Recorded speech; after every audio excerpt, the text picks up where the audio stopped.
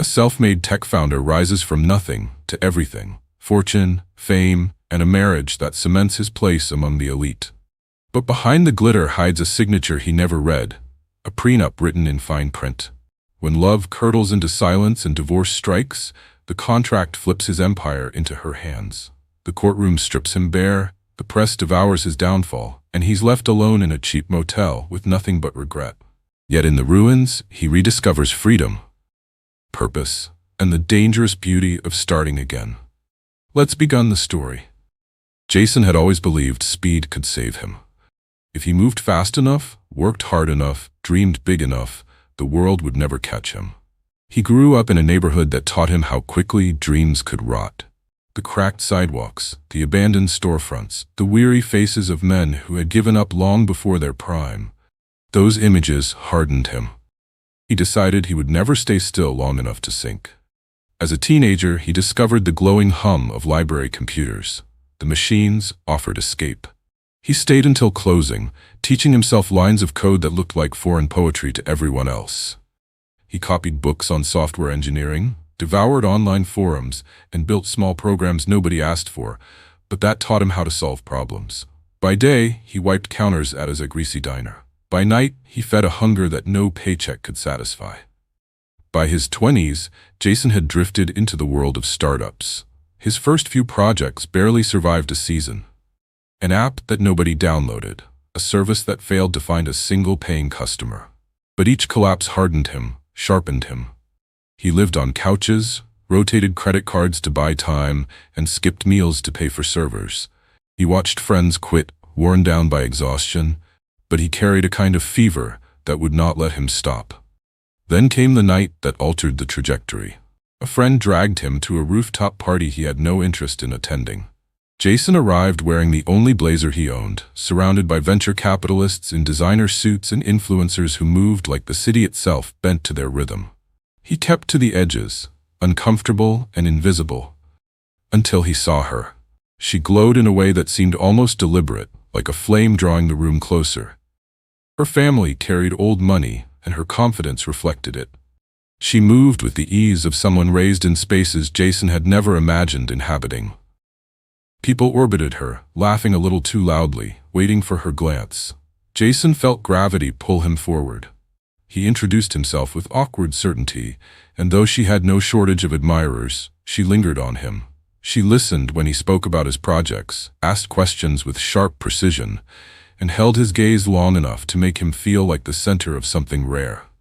Jason had spent years fighting to be noticed. In her presence, he felt chosen. The relationship moved fast. Within months, they traveled together. Weekends spent in wine country, vacations in places Jason had only seen on glossy magazine pages. Dinners where the bill eclipsed a month of his former wages. She anchored him in a lifestyle he had never tasted. He convinced himself it was love, though in truth it might have been ambition tangled with longing. Their wedding came quickly, orchestrated by her family, with effortless extravagance. Jason moved through it like a spectator, watching chandeliers glitter overhead, champagne towers rise, and cameras flash endlessly. He thought of his parents, sitting stiff in borrowed clothes, their pride colliding with disbelief. That night, in a quiet corner away from the music, her father placed a stack of papers on a desk. Jason's mind blurred from alcohol, fatigue, and the adrenaline of the day. The documents looked dense, heavy with clauses and sections. Her father called it protection for the family, just a formality. Jason wanted to return to the celebration, to the woman waiting upstairs. He signed without reading, each page scrawled with the impatience of someone convinced nothing could threaten him. The pen clicked shut. The papers disappeared into a leather folder. Jason never asked again. He carried the arrogance of a man who believed success could erase any oversight. Marriage became armor.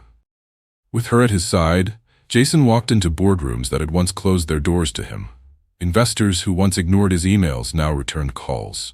Her last name worked like a passcode. His startup, fragile and desperate before, gained traction. Jason threw himself into building. Nights blurred into mornings at his desk. His wife filled their days with travel, events, photographs, charity galas. Their life glittered across social media feeds, curated and enviable. He convinced himself they had it all. Cracks spread beneath the surface. The deeper Jason sank into his company, the more distance opened between them. Their conversations shrank to schedules, logistics, and appearances. Affection dulled into habit. Jason ignored it. Success demanded sacrifice, he told himself, and love could stretch thin if it had to. The prenup he signed that night, the one he dismissed as harmless, waited silently in the background, patient as a shadow. Jason treated the company as if it were a living organism. He fed it his time, his health, his sanity. The business consumed him, and he let it. Every milestone validated the obsession. The first wave of users, the first seed round, the first profile in a tech blog. Each step hardened his conviction that success demanded total surrender. The startup expanded like wildfire. What began as Jason alone in a borrowed office corner became a team of dozens, then hundreds. Desks multiplied, whiteboards filled with sketches, notes, calculations. Investors swarmed, each one eager to attach their name to the rising rocket. Jason thrived in the heat of it. He slept on couches in the office, showered in gyms, existed in a cycle of caffeine highs and adrenaline crashes. Money arrived in torrents. His bank account shifted from fragile to swollen almost overnight. He upgraded apartments, then bought a penthouse that stretched across glass walls with a view of the city. His car changed from second-hand beater to imported sports machine. Luxury crept in without resistance. Jason told himself he deserved it. His wife adapted with an ease that both impressed and unsettled him. She had been raised for this world: gallery openings, charity galas, vacation villas tucked into European coastlines. She slid into magazine features and society spreads without hesitation. While Jason obsessed over product launches and quarterly projections, she curated their image. Their names appeared together in photographs tagged in headlines about the new power couple. The distance between them widened, even as their public image gleamed.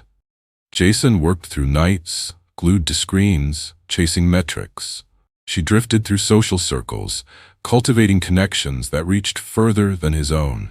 Their conversations narrowed to schedules and appearances. Dinners together became rare. When they did share a table, he scrolled through emails while she scrolled through her phone. Jason convinced himself this was temporary. He told himself love could wait until the company stabilized. The empire required sacrifice. Affection could stretch thin and rebound once the pressure eased. He pushed forward, blind to the erosion happening in silence. The empire grew heavier with each success. Lawsuits appeared, competitors copied features, journalists dissected his every move. Employees betrayed him, leaking plans to rivals. Jason fought each battle like a soldier in a permanent war, determined to protect what he had built. His health faltered. Sleep abandoned him. His body ached under the constant strain, but he dismissed it as the price of greatness. Wealth did not soothe him. It only amplified the weight. The larger the empire, the more fragile it felt. Jason believed that if he let go for even a moment, everything would collapse. He gripped tighter. He worked harder. He told himself this was freedom, even as he chained himself to the machine he had created. His wife thrived in her own way. She hosted, traveled, posed for photographs. She became her own kind of brand, separate from him.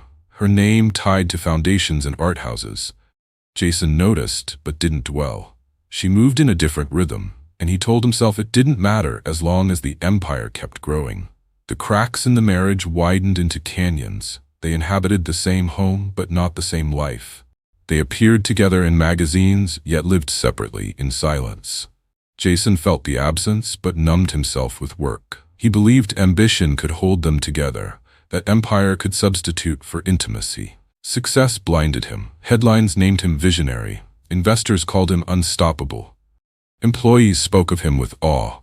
Jason absorbed it all, convinced that he had escaped gravity itself. But gravity waited.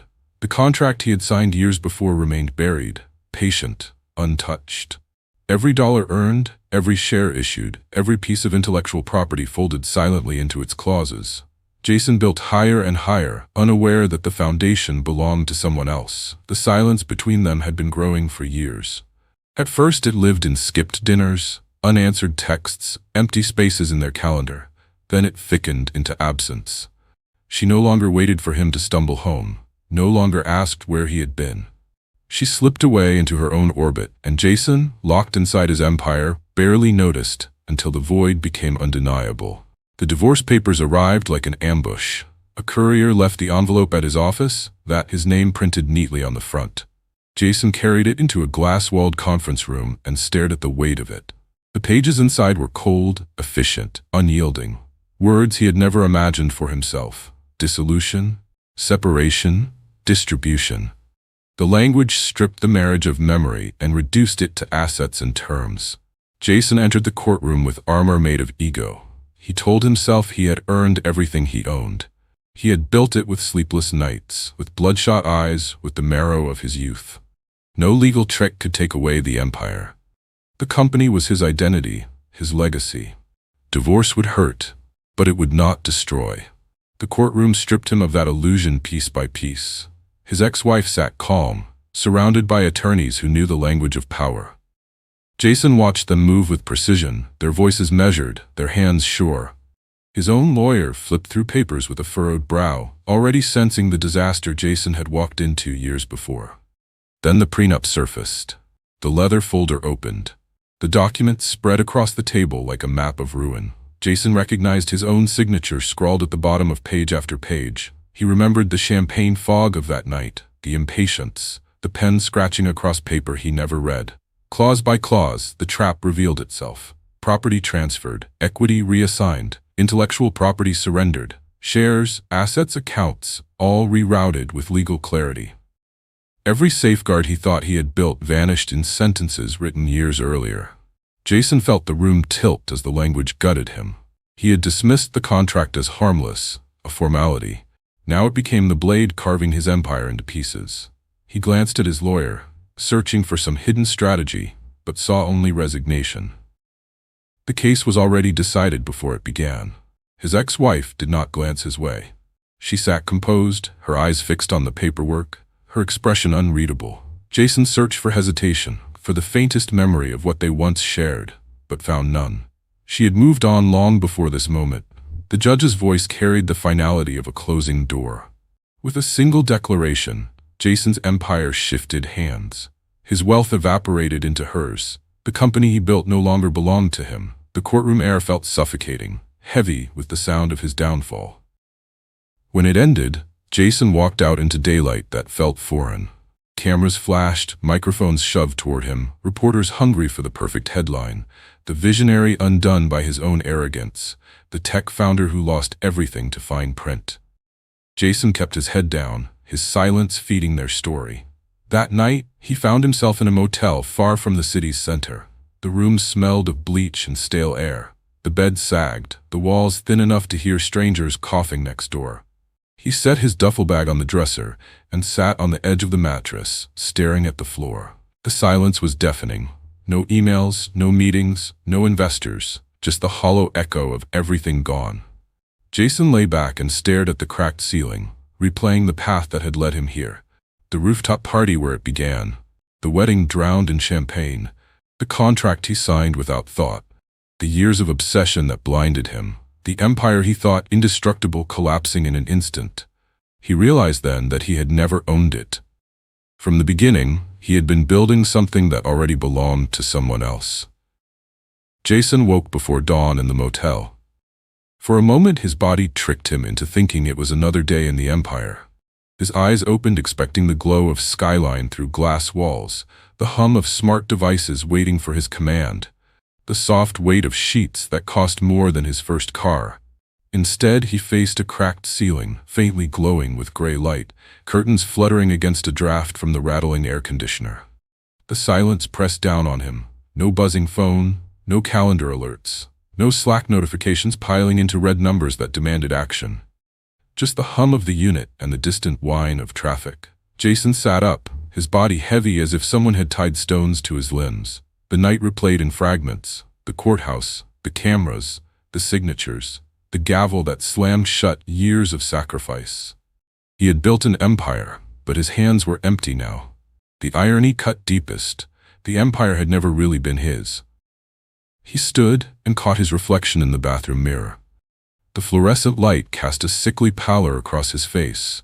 His eyes looked sunken, the lines around his mouth carved deeper than he remembered. He tried to summon the image of himself in glossy magazines, the confident founder, the disruptor, the man hailed as unstoppable. The reflection in the mirror refused to match that fantasy. Jason left the motel to walk the streets, drawn by the need for movement. The air carried the sharp chill of early morning. He passed fast food chains, empty gas stations, cracked sidewalks littered with cigarette butts. Commuters hustled past with coffee cups in hand, their expressions heavy but ordinary. Nobody recognized him. Nobody cared. For the first time in years, anonymity wrapped around him like a blanket. At first, it unnerved him. He had grown accustomed to recognition, to being watched, to being evaluated. Now he was invisible, just another man moving through the morning. That invisibility shifted from unease to relief as the minutes stretched. Nobody wanted anything from him. Nobody demanded decisions. He belonged to no one, not even to the empire he thought defined him. Hunger pulled him into a diner that smelled of grease and burnt coffee. Vinyl booths lined the walls, cracked from years of use. Jason sat at the counter and ordered eggs and toast. The food arrived on a chipped plate, and he ate slowly, tasting each bite with unfamiliar intensity. Around him, conversations drifted, complaints about traffic, debates about baseball, a couple arguing softly about bills. Ordinary struggles filled the air, struggles he had once dismissed as small. Now they sounded strangely pure, uncorrupted by ambition or wealth. Jason realized how far he had drifted from the simplicity of being human. For years he measured worth in valuations, burn rates, market share. He built his life on abstractions, charts, numbers, percentages, until reality blurred. He no longer remembered the last time he ate breakfast without a phone glowing beside his plate. Back in the motel, Jason opened his laptop, more from habit than purpose. The screen lit up with a blank document. For the first time in years, he did not feel the pressure to pitch, to design, to optimize. He simply began typing. Words poured out in fragments, memories, regrets, confessions. He wrote about the rooftop party where it began, the champagne fog of his wedding night, the contract disguised as formality, the nights in the office fueled by caffeine, the empty marriage built on performance.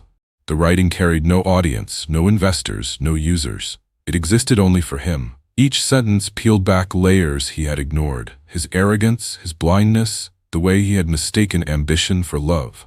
He wrote until his fingers ached, until the page filled with the mess he had carried in silence for years. Evening arrived, staining the curtains orange. Jason sat back, his chest hollow but lighter. For the first time, he confronted the truth, stripped of excuses. He had not just lost an empire. He had surrendered himself long before the court took it away. His phone buzzed, the first notification of the day. A message from an old college friend appeared. The words were simple. Heard what happened. If you're serious about starting again, I've got space in my garage. 2 laptops. No investors.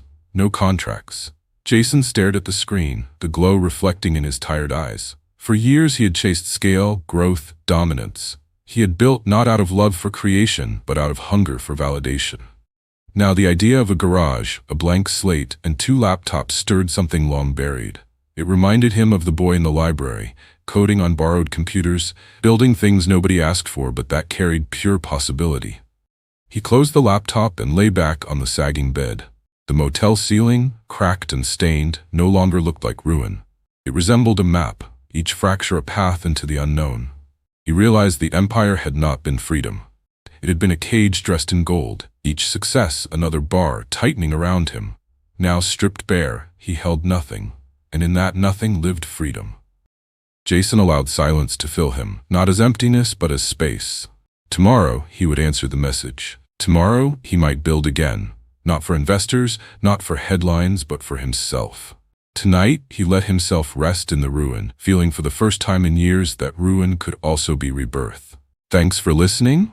Hit the like button, and don't forget to subscribe.